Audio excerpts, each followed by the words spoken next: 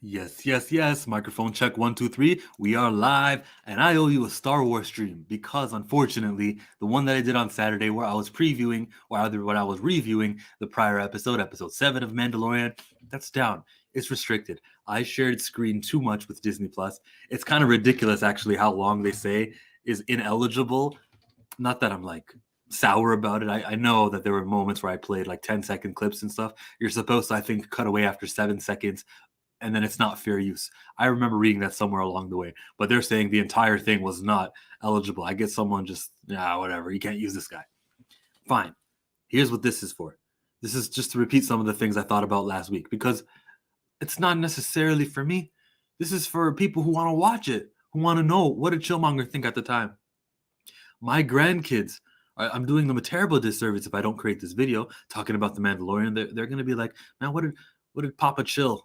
Wait, what would my granddad name be? Chill Papa. Grandmonger. No, I don't like the sounds of that one. But that's who this is for. Episode was great beginning to end. Rick Famuyiwa is talented, and I'm excited that he's going to be doing the episode coming out in about 4 hours from the release of this happening right now. Yo, Basco Scenario and Dees Diesel. So I'm amped for Rick Famuyiwa. I love Grogu and the machine that he does with the IG-12 now. It's a new toy. Lovely stuff. The direction we're heading is good. The whole season has been having isolated episodes. So episode 3 was kind of the Dr. Pershing episode, and then it was surrounded by moments with Bo-Katan and Din. Likewise with episode 6, where it was related to the Darksaber and these castaway Mandalorians, but in the middle there was this little self-isolated, maybe it's going to be important that the battle droids on that planet could be used in the future, but it was a open and shut case when it comes to the way the episode works. The Basco Scenario goes Daniel Bryan on me. He says, yes, yes, yes. I'm not wearing that shirt today. Today I'm wearing the Chillmonger hoodie. Grogu's the man. What he does after the end of this, I don't know. The noise about studio involvement in Kathleen Kennedy and Jon Favreau is something I'm starting to believe is true. That he's sort of distant. He doesn't care anymore. Jon Favreau's on his way out. There's a reason why Filoni was mentioned getting the new movie. You would imagine that the guy that you give the movie to is the one who's done movies prior. Jon Favreau is one toe in, one toe out. I would recommend to Jon Favreau, if the rumors are to be believed to be true, where there's a warring faction between himself and Kathleen Kennedy, which I believe are true, I would still say create your Star Wars movies, write your scripts, get everything down. She's not going to live. She's not going to reside there for always. She's going to be gone. One day these reports will be true, and when that happens, the most qualified human being on this, the only sentient species worthy of making a Star Wars movie, is you, Jon Favreau. And you just submit that script that you already looked over, your rough draft that you might have had throughout the years to look over and touch up and stuff and make better and improve on. Don't stop. Jon Favreau, if you're watching, don't stop your Star Wars aspirations because you had a powwow with KK. I feel Rick is the best director on this show. We said that about Bryce Dallas Howard, didn't we? And she was in charge of the episode 6. It's all about the writing. Directing is important, of course. The writing works too. The writing and the fact that he was part of the writing room here. He's an executive this year.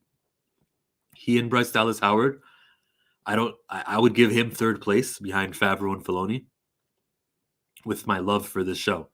More than any actor, I'm including everyone involved in The Mandalorian.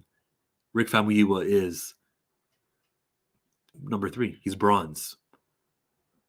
Because his episodes were phenomenal with the Mayfeld. Every time Mayfeld shows up, it's going to be the Bill Burr with Rick Famuyiwa. Salute to Rick Famuyiwa. And it's nice to highlight that. He's an exceptional guy. He's taking care of the finale. Peyton Reed got the finale last year. Taika Waititi got the finale in season 1. Both solid episodes. So what's the Plo Koon moment going to be in 4 hours from now? Isn't it cool? Like, let's sit in this, everyone. Nobody party pooper. Felicity, if you're in this live chat, go away. Felicity is not invited because I want to just sit and think about this as a Mandalorian fan, Star Wars fan, and as a satisfied one with this show. I'm 4 hours away from just getting my socks knocked off. Might as well get ready right now.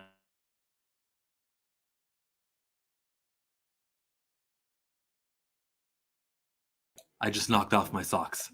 Might as well, because get ready for this episode. It's going to be quality entertainment. Both of my socks are going to be knocked off. Here's the other one. Boom. It got knocked away. What the fuck am I doing?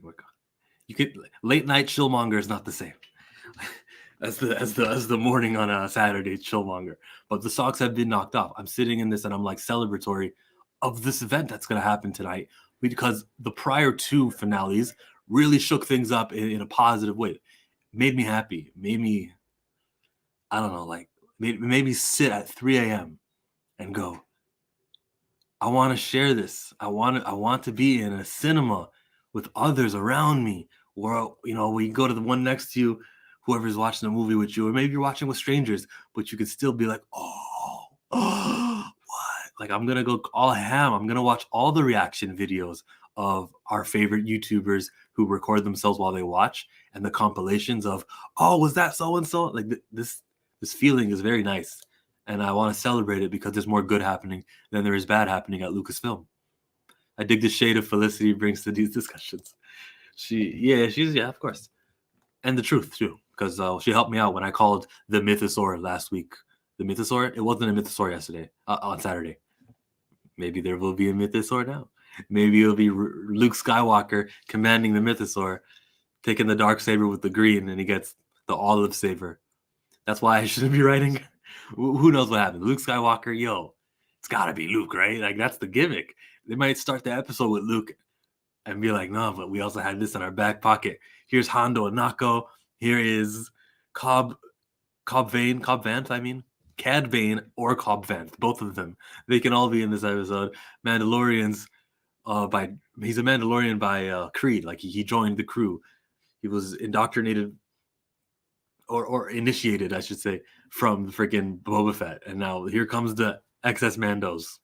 Fight off the Empire. First Order. Or Shadow Council. Thrawn could be in this episode, right? If Ezra's in here, that would be such a weird choice to do, because Ahsoka's coming up. That you should say that for the Ahsoka show. It also would be a weird decision if Ezra and his Purgles show up, because we did see Purgles in the first episode. But it would be weird if we saw these Purgles show up with Ezra, because the audience who watch Mandalorian really are a separate audience. I was astonished by how many confused people were that Book of Boba Fett happened, and there was 2 episodes where Grogu decides to rejoin. There's people who don't know that. They better show a Mythosaur tonight. William Moloch says, fist. His fist is darker than mine, though. Are we good, William Moloch? Can I get like a inclusive fist? There's 5 shades in yellow. Don't give me the yellow one. Or the level 1 or level 5 on the chart. Give me the... Come on now. Be inclusive. They offer these choices for... Look how my palms are way lighter than my face. That's crazy. Much better. Yo, William, I was just looking at some Photon comic book sales datas, and it's the 200th most sold comic book. Photon is doing poorly according to the data which they get from like a couple of comic shops contribute, and then they just estimate how many. Oh, there we go. Steezo. So it's not looking good for Photon, unfortunately. I also don't know what they expected. With no disrespect to Eve Ewing, she's not Al Ewing or some of the guys who are consistently part of Marvel, and the audience knows, oh, well, if that writer is on the book, this is of value. That's my Marvel talk for now. Star Wars. Am I done? Am I done here? Just a preview. It's coming. It's going to be hot, and I'm into it. D. Steezel, thanks for joining. And William, thanks for joining. It has been a live stream for like 10 minutes. The Jonathan Majors news that I just dropped or covered a few hours ago is worth watching and seeing, because the double standards is real. There's innocent until proven guilty, and then there's black until proven he has a good lawyer. It's not innocent. You're black until you're proven, all right, well, you must have a good support system here to get away with it. It's mind-blowing. It's apparent, and it's right there. How many people are dropping him? Maybe they have access to the cab video and he does something wrong. and they're choosing to do a mass like exodus of this guy. Maybe that's the case. And if that's the case, fine. But like for some reason, Marvel Studios hasn't acted yet, so maybe it's not the case. Maybe we'll hear tomorrow Marvel Studios is saying that's enough. We had enough. Everyone else is leaving. We're leaving too. Still, it's fishy. The lady at the comic shop didn't know what I was talking about when I asked for Photon, so I had to say Captain Marvel. And that made her understand what you were talking about, Captain Marvel. Her name is Photon, and she is better off. This character is way more in a better position because her name belongs to her only, rather than we need this Captain Marvel trademark. We got to use it. Here, sort it out one over there. You owe me more than a Star Wars stream, sir. No, I owe you. Didn't I say I was gonna purchase something from your shop? Mike, I want Kraven's Last Hunt. I want some Photon variant covers. And I mean it. So we'll talk business as soon as I leave here. Thank you, Mike from Rogue Comics, beautiful Bridgeport, Connecticut. She's the first female Captain Marvel. That's like a trivia answer to a question. What does that mean, though? Does the second female Captain Marvel do the same thing? Same powers? No? When they do the Avengers, do they say, we need an Iron Man, so we'll do Tony. We need somebody from Asgard, so there's Thor. Oh, who's going to be our Captain Marvel? Are you okay? You're in. It's not like that. It doesn't work like that. The value of the name Captain Marvel is valueless. There's nothing to it. It's literally just 7 letters, Captain, 6 letters, Marvel. That's all. And they started using it for Monica before they started using it for Carol. But they started using it for Billy Batson. It's nothing. Thanks for joining me again. Star Wars stream is over. 10 people jumped in. I appreciate all 10 of you. Peace.